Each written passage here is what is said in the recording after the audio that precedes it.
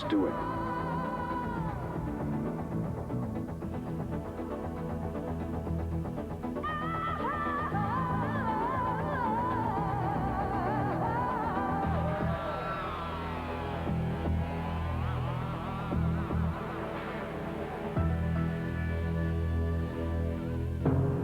Geritol presents the exciting quiz program, 21.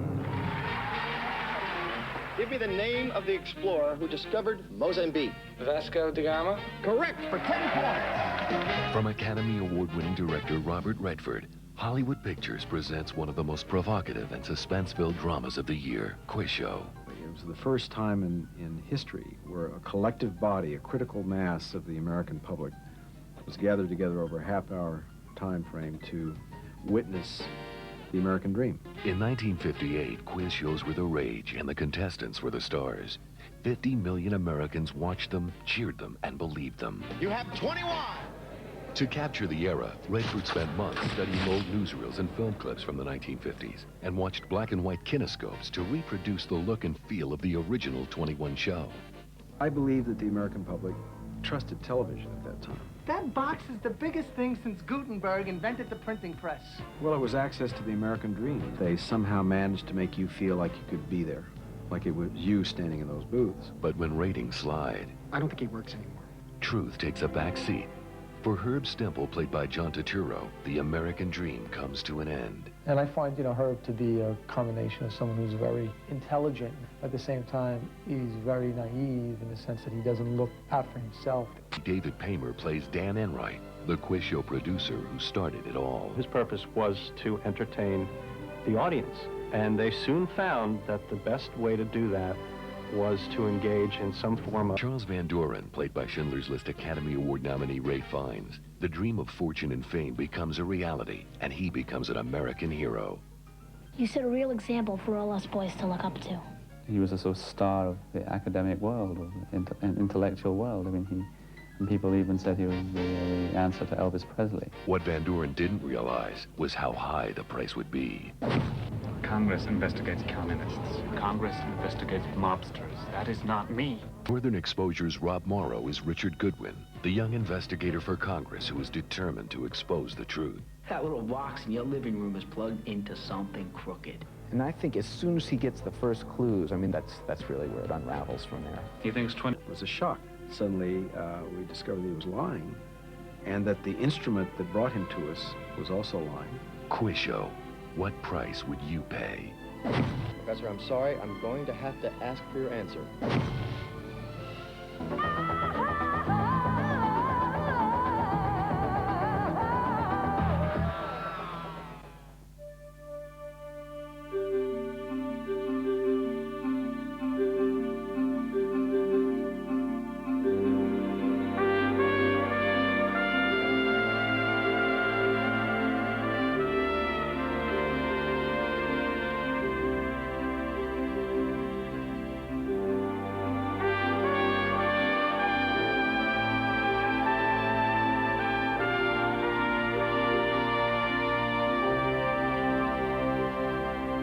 First movie I remember going as a kid, it was Peter Pan. And I saw Peter Pan in the theater. And then I was fortunate enough through my father to get a 16mm print.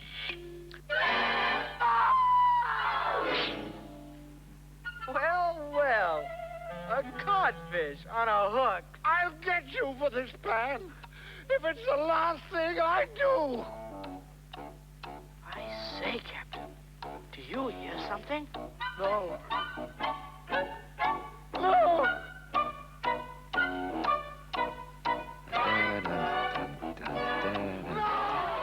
I remember that whole thing with Captain Hook. We used to just sit there and watch it 40, maybe 50, 60 times.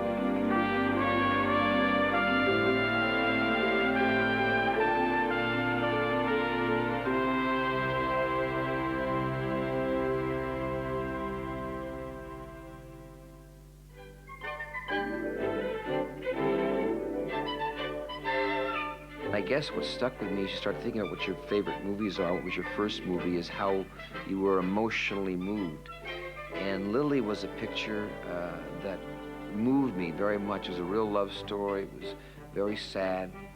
And a great song. A song of love is a sad song. Hi, Lily, hi, ho. Notice I haven't done a musical lately. Probably that scene with those two puppets when he was acting, I think it probably meant a lot to me at that time. Could have been not having done a lot of analysis, the fact my folks had recently gotten divorced at that time, and maybe I felt something watching those two puppets together. But that picture, Lily, was always left a lasting impression.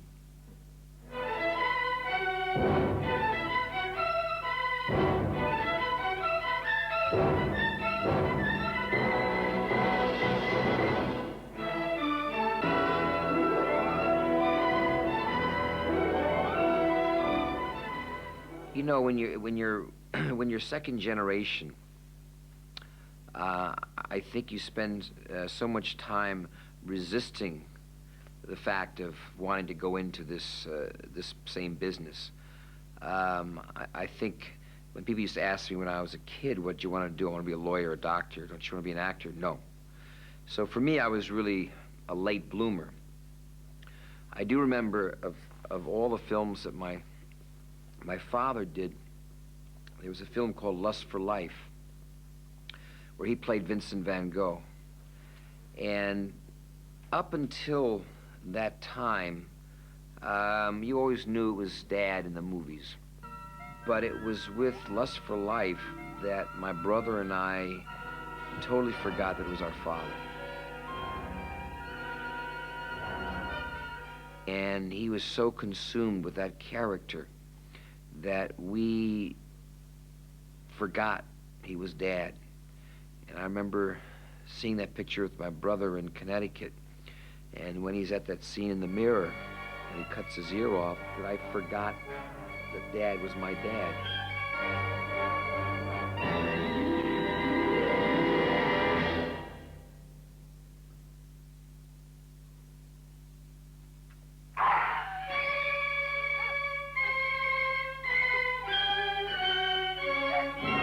Brother went running right out of the theater, screamed, "Ah!"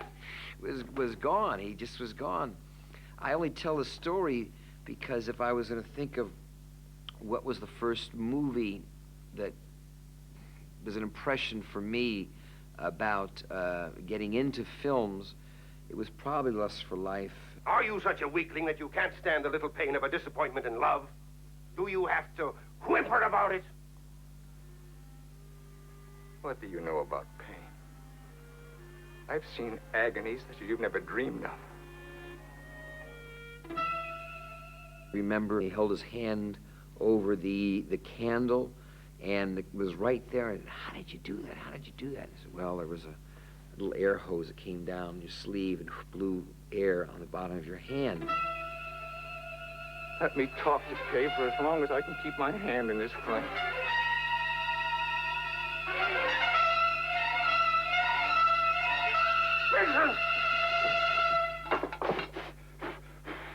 For me, as far as trying to find influences of actors, I had one big influence.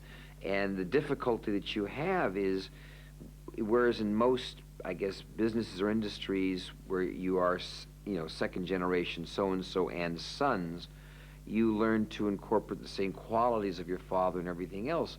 Unfortunately, in films or acting, which is based upon your own personas, you have to find out your own identity and who you are. And I think it's hard for most second-generation kids of the same sex, be it sons of fathers or daughters of mothers.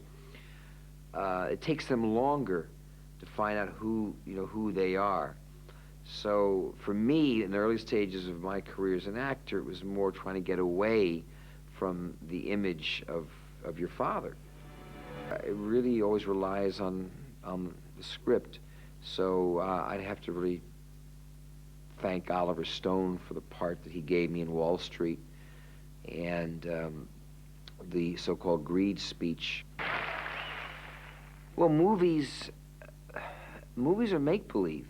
Movies are like an adult sandbox. It's an incredible combination of a childlike career and enormous responsibilities on the other side. I mean, I make films and I do things, and my son will look at me and he says, I don't know, Dad, I do that in the park every day.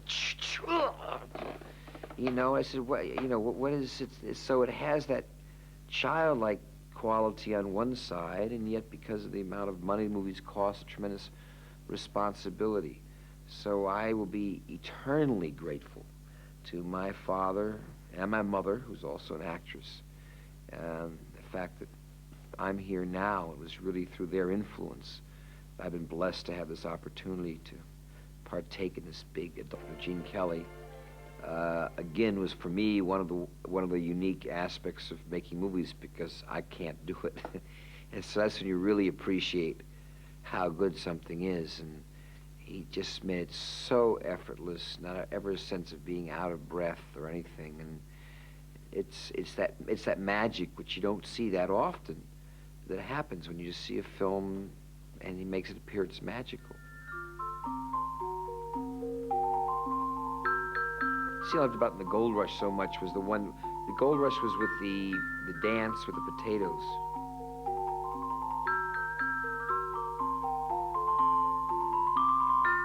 And Chaplin working alone, and the dance he did with the fork.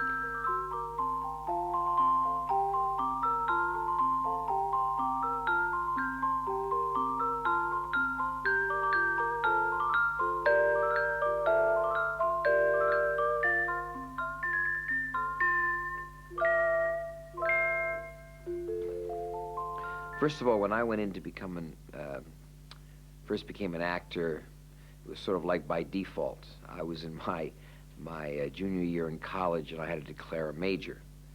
And so I thought theater might be easy, since my father was an actor, my mother was an actress. And it really took me a number of years to begin to enjoy the actual sense of acting.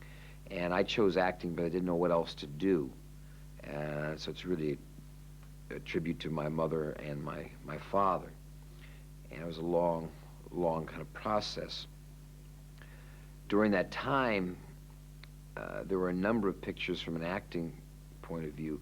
One in particular, which was an odd choice, but what came to mind was a Russian picture called Ballad of a Soldier, which I just loved. It was a very simple story about a Russian soldier who had done a heroic act and got a weekend pass and from the front to go back to see his mother.